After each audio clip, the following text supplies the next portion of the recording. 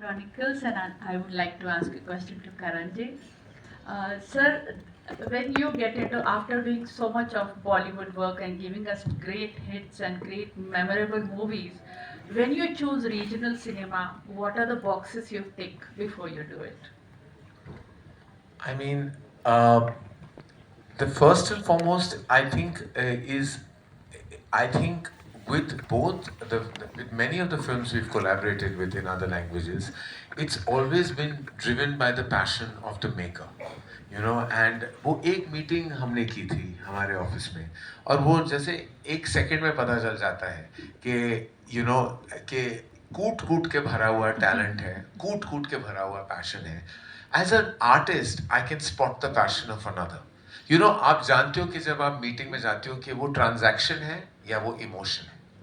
You know, and I felt यहाँ transaction बिल्कुल नहीं था, सिर्फ इमोशन था इनके प्रति, मेरे तरफ, मेरे प्रति इनके तरफ. और आई फेल्ट कि बस एक कमरे में जब इमोशन आ जाए ना, तो फिर आप बिजनेस, कॉमर्स, ये सेकंड प्लेस ले लेता है. पहला प्लेस हमेशा पैशन और इमोशन का होना ही चाहिए. किसी भी चीज की नींव जो हो ना, वो पैशन से शुरू होती है और पैशन पे ही खत्म होती है. तो that's the only prerequisite, nothing else. Thank you, sir.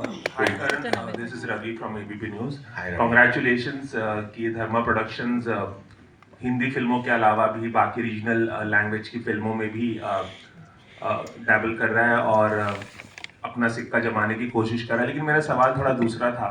करण, हाल ही में आपकी फिल्म नादानियाँ आई और जिस तरह से उसे सोशल रवि सर, ट्रोल किया गया, I'm so sorry to butt in.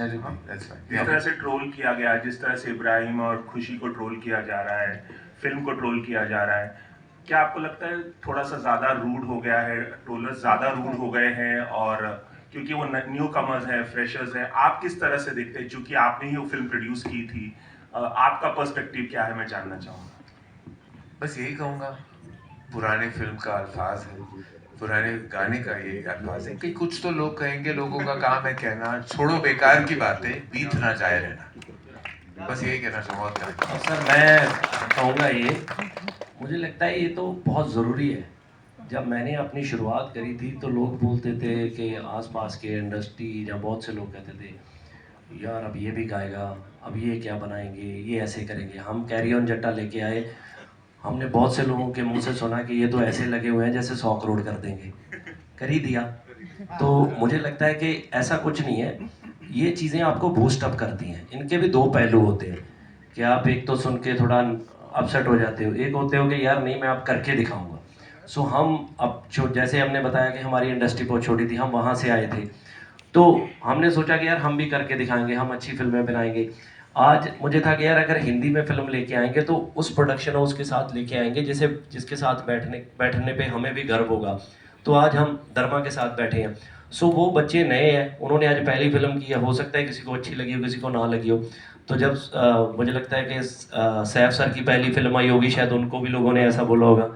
But आज तो कोई नहीं बोल सकता ना कि उनकी परफॉर्मेंस के बारे में. तो अब मुझे लगता है कि ये चीज़ें चलती रहती हैं time by time, part of life है, कोई इतना इशू है नहीं इसमें. बिल्कुल सही है. और आई थिंक यू नो, जो भी मुझे जानता है इस इंडस्ट्री में, और सारे क्रिटिक्स यहाँ बैठे, बहुत सारे क्रिटिक्स बैठे हैं, मेरा मेरा रिश्ता उनसे कभी बदलता नहीं उस हिसाब से कि उन्होंने क्या लिखा है क्या नहीं लिखा है. मेरा रिश्ता कायम रहता है. मेरा रिश्ता मैंने आपसे बनाया. आपको फिल्म अच्छी नहीं लगी, बुरी नहीं लगी, वो आपका पर्सपेक्टिव है, आपका हक है, वो आपका काम है लिखना.